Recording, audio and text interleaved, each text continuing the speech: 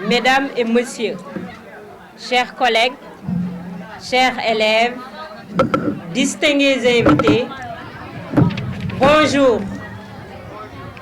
C'est avec un grand plaisir que je prends la parole devant vous aujourd'hui.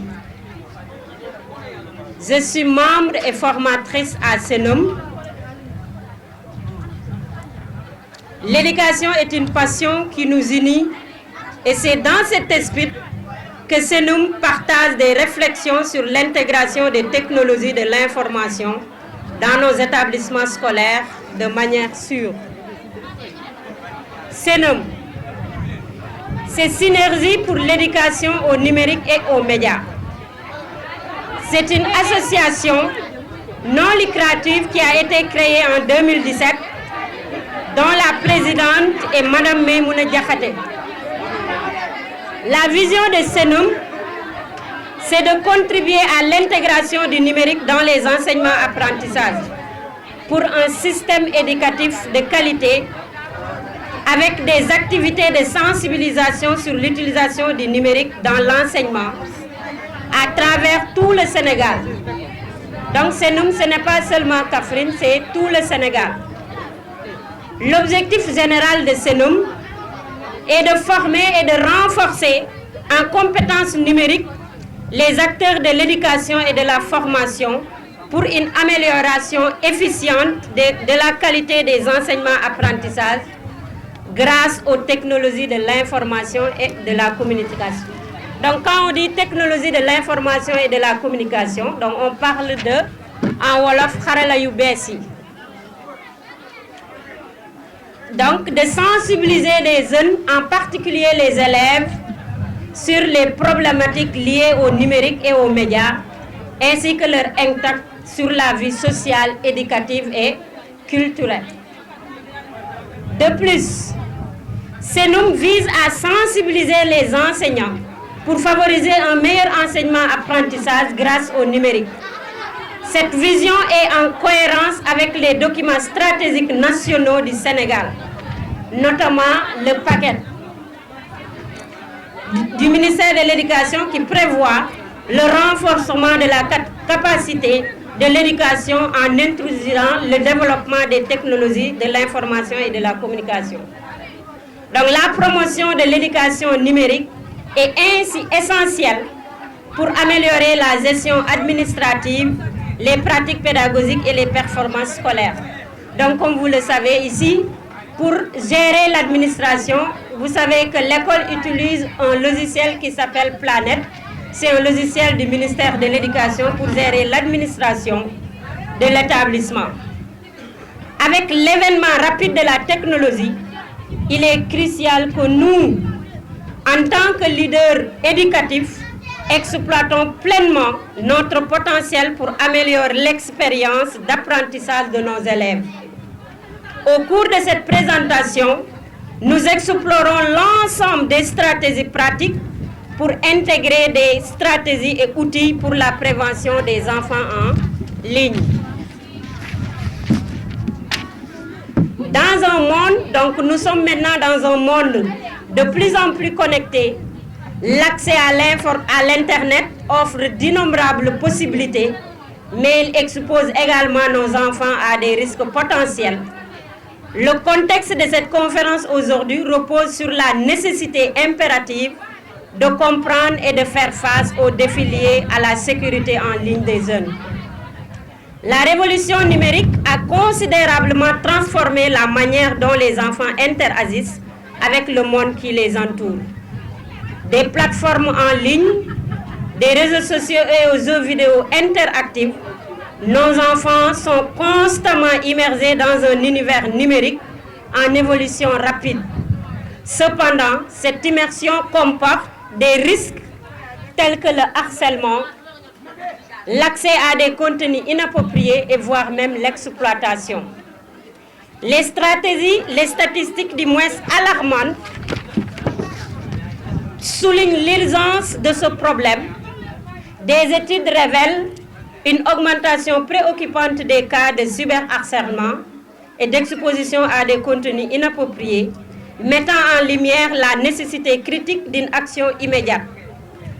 En tant qu'éducateurs et parents responsables, il est de notre devoir de comprendre ces enjeux, de sensibiliser nos communautés, particulièrement nos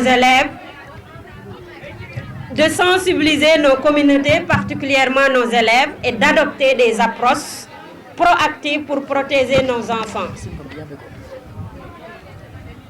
Cette conférence qui nous réunit ici aujourd'hui vise à jeter les bases d'une compréhension approfondie des risques en ligne auxquels nos enfants sont confrontés et à proposer des solutions pratiques pour renforcer leur sécurité numérique.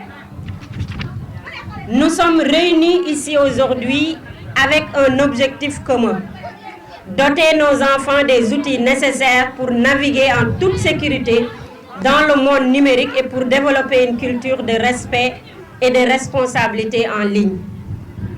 Ensemble, en tant qu'éducateurs et membres actifs de la société, nous pouvons créer un environnement numérique sécurisé pour nos enfants. La situation au Sénégal est que depuis 2020, avec l'avènement de la COVID-19, le nombre d'enfants qui utilisent Internet a augmenté près de 70%. Selon l'agence américaine NCMEC, qui s'appelle le National Center for Missing Exploited Children, qui veut dire en français le Centre national pour les enfants disparus exploités, a remarqué que 3752 images pédopornographiques ont été partagées en ligne en 2021 au Sénégal. Et ce chiffre-là est un chiffre très alarmant. Et en plus, d'après la division spéciale de la cybersécurité de la police sénégalaise, plus de 50% des plaintes de cyberharcèlement, de sextorsion ou bien d'autres abus pour les enfants concernent des enfants. Les risques potentiels que les enfants peuvent confronter. La navigation en ligne expose les enfants à divers risques potentiels qui nécessitent une attention particulière de la part des parents et des éducateurs. Et voici une liste. Nous avons parlé d'une liste courante auquel les enfants peuvent être confrontés en ligne. Donc nous parlerons aujourd'hui de quelques risques que vous pouvez vous rencontrer en ligne. En premier lieu, il y a la sollicitation d'enfants en ligne, qu'on appelle en anglais le grooming, ou bien le toilettage en français. C'est quoi le grooming? C'est une pratique par laquelle un adulte se lie d'amitié avec un enfant dans l'intention d'abuser d'elle ou bien de lui sexuellement, ou d'obtenir des images de lui ou des vidéos à caractère sexuel. D'abord le grooming. Donc l'adulte ou bien une personne va se lier d'amitié avec vous, di leen nax ndànk-ndànk ba gagner seen confiance et va essayer de vous exploiter sexuellement. C'est ce qu'on appelle le grooming ou bien le toilettage en français. Autre abus que vous pouvez vous rencontrer, c'est la sextorsion.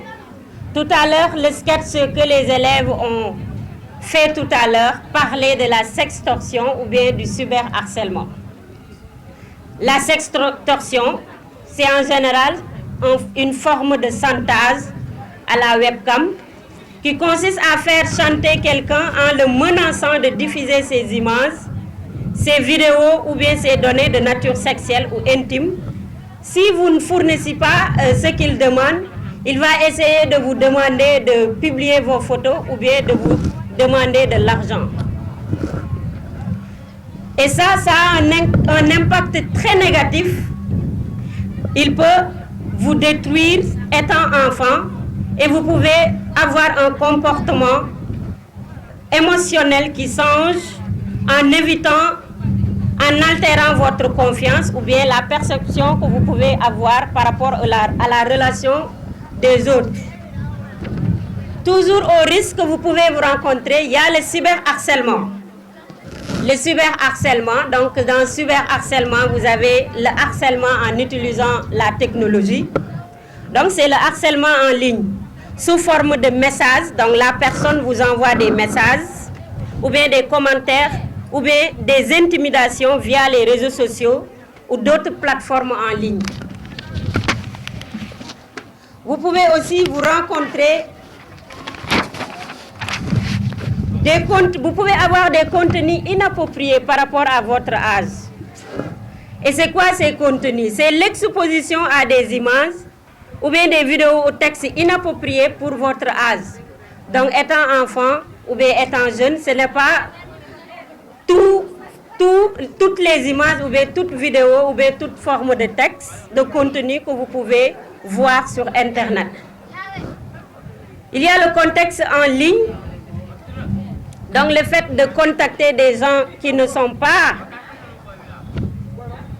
sont dangereux par rapport à vous, parce que ça va vous amener des problèmes.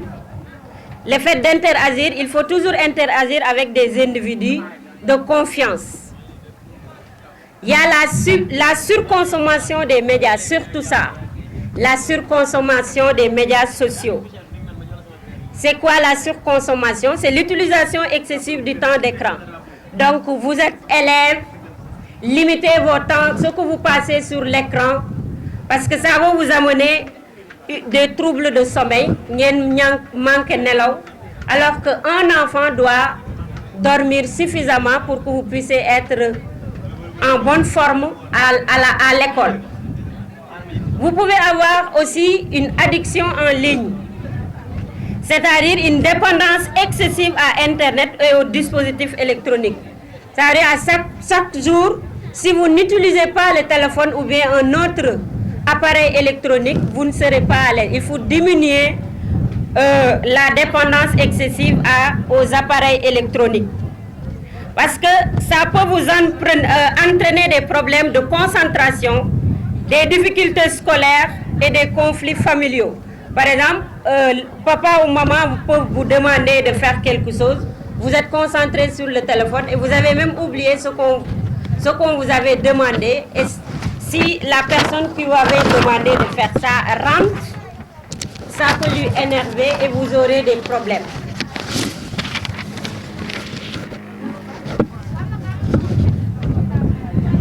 Donc, vous pouvez aussi avoir ce qu'on appelle le phishing ou bien l'arnaque en ligne. C'est des tentatives de tromper un enfant pour obtenir des informations confidentielles. Une fois que vous avez ces informations, vous allez les divulguer par rapport aux autres dans l'intention de faire du mal. Il y a aussi le partage involontaire d'informations personnelles. Le fait de partager sans le vouloir, de faire partager quelque chose de personnel avec les autres.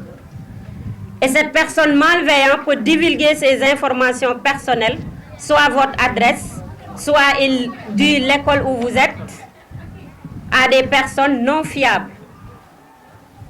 Il y a aussi l'exposition aux contenus violents et extrémistes, à des contenus pouvant promouvoir la violence. Donc vous regardez des images de violence, étant enfant, vous croyez que ça c'est quelque chose de normal et ça peut vous rendre à avoir un comportement violent.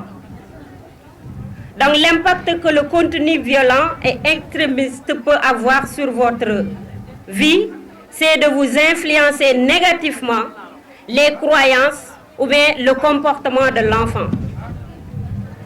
D'après tous ces risques qu'on a essayé de citer brièvement, il est essentiel de sensibiliser les enfants à ces risques, de les éduquer sur la sécurité en ligne et d'encourager une communication ouverte afin qu'ils se sentent à l'aise de signaler tout problème. Donc si nous éduquons nos élèves à ces risques, si quelqu'un confronte un jour avec ces risques, il aura l'aisance, la possibilité de venir parler au professeur ou bien une personne de confiance de ce qu'il est en train de vivre.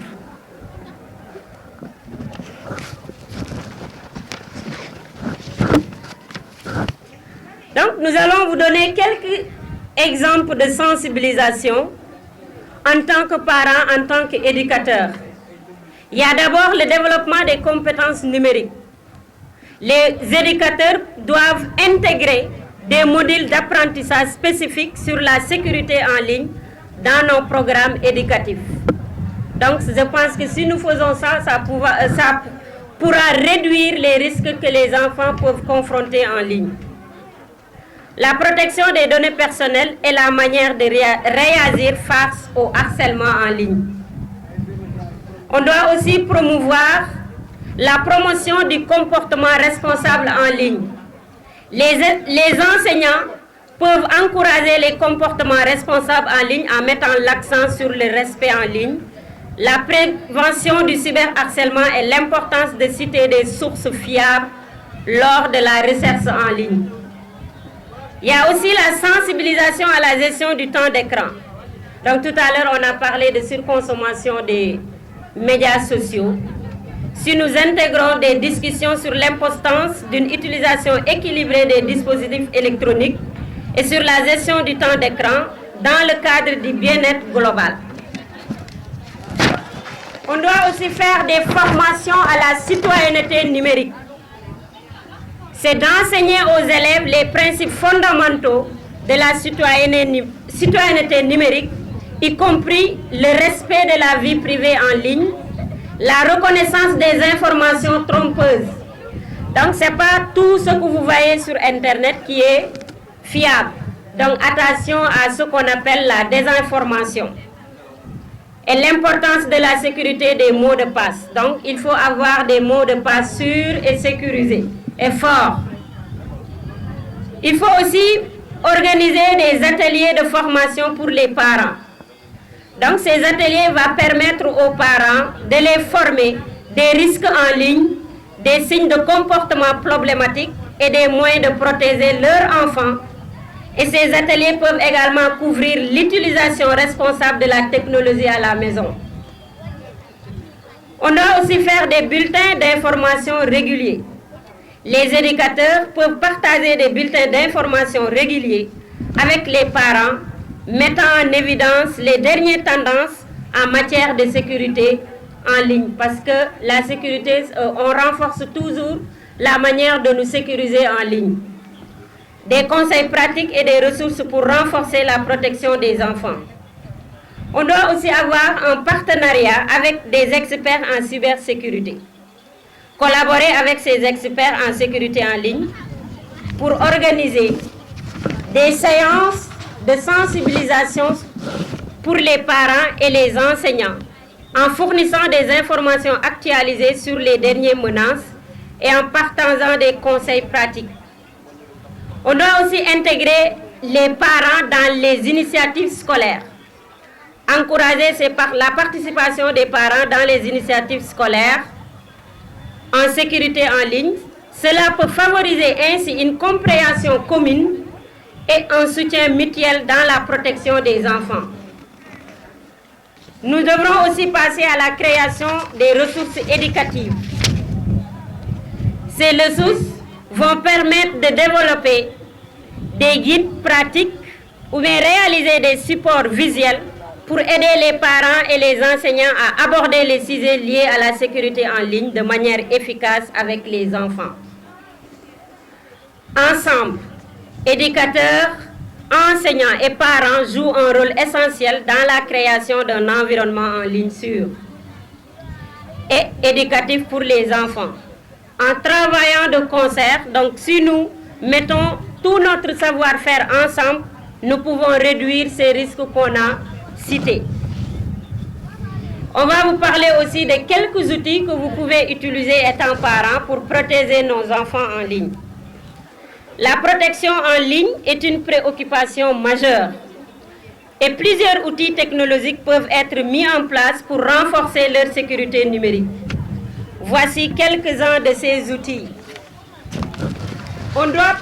Étant parent, on doit faire ce qu'on appelle le contrôle parental. Le contrôle parental, les systèmes d'exploitation que nous utilisons maintenant, si vous utilisez un smartphone ou bien un ordinateur, il y a ce qu'on appelle un système d'exploitation. C'est ce qui fait fonctionner nos appareils. Donc les systèmes d'exploitation, il y a iOS, Android et Windows. ces systèmes-là intègrent des paramètres de sécurité, de contrôle parental pour limiter l'accès à certaines applications. Donc, on ne doit pas laisser nos enfants accéder à toutes les applications disponibles. On doit aussi faire un filtrage et surveillance du contenu, des logiciels de contrôle parental, des applications telles que Norton Family, Kaspersky, SafeKid offrent des fonctionnalités de filtrage de contenu et de surveillance d'activités en ligne et de gestion du temps d'écran. Donc vous pouvez savoir tout ce que votre enfant fait en ligne.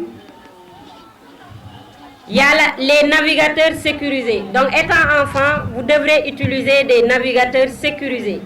C'est le cas de KidFriendly Web, de Kindoz ou bien Zoodle. C'est des navigateurs sécurisés qui infiltrent automatiquement le contenu inapproprié. Si vous utilisez un contenu que vous ne devrez pas utiliser par rapport à votre âge, donc le logiciel va permettre de filtrer et vous donner ce que vous devrez voir. Il y a les applications éducatives sécurisées. C'est le cas de YouTube Kids. Donc si vous êtes enfant, il ne faut pas que l'enfant utilise le YouTube général. Il y a un YouTube destiné uniquement pour les enfants qu'on appelle YouTube Kids. C'est une version adaptée aux enfants avec un contenu filtré et des fonctionnalités de contrôle parental. Il y a le PBS Kid Games qui propose des jeux interactifs pour les enfants avec un accent sur la sécurité en ligne. Donc ces logiciels vous enseignent comment se sécuriser, comment se protéger en ligne. Il y a la gestion des réseaux sociaux. Tout à l'heure, nous avons parlé de la consommation des réseaux sociaux. Donc étant parent, on doit contrôler l'utilisation des réseaux sociaux de nos enfants. Donc ces plateformes comme Facebook, ou bien Instagram, ou bien Snapchat que vous aimez le plus souvent, offrent des options de contrôle parental pour limiter et surveiller l'activité de vos enfants. Il y a les logiciels de suivi de l'activité en ligne. Par exemple, c'est le cas de Bark. Bark surveille les médias sociaux, les messages et les activités en ligne, alertant les parents en cas de comportement potentiellement préoccupant. Donc si c'est dangereux, c'est le logiciel qui va alerter aux parents pour qu'ils puissent filtrer ça. Donc il y a les antivirus. Il faut avoir des antivirus pour vous sécuriser en ligne. Il y a aussi ce qu'on appelle la formation à la sécurité en ligne. C'est le cas de Google Bit Internet qui propose des jeux et des activités pour enseigner aux enfants les bases de la sécurité en ligne. Donc l'utilisation, si vous utilisez judicieusement ces outils qu'on a cités tout à l'heure, ça peut vous enseigner, ça peut vous permettre aussi, étant parent aussi, étant enfant, d'être couvert des méfaits des réseaux sociaux ou bien de l'Internet d'une manière générale. Les éducateurs et les enfants doivent contribuer à créer un environnement en ligne plus sûr pour les jeunes générations. Il est important de régulièrement mettre à jour et ajuster ces outils en fonction parce que ça change de temps en temps. Par rapport à l'âge de l'enfant, vous devrez ajuster ce contrôle parental pour que ça soit adapté à l'enfant. Donc on avait programmé de vous montrer une vidéo de sensibilisation pratique sur le cyberharcèlement et la sextorsion.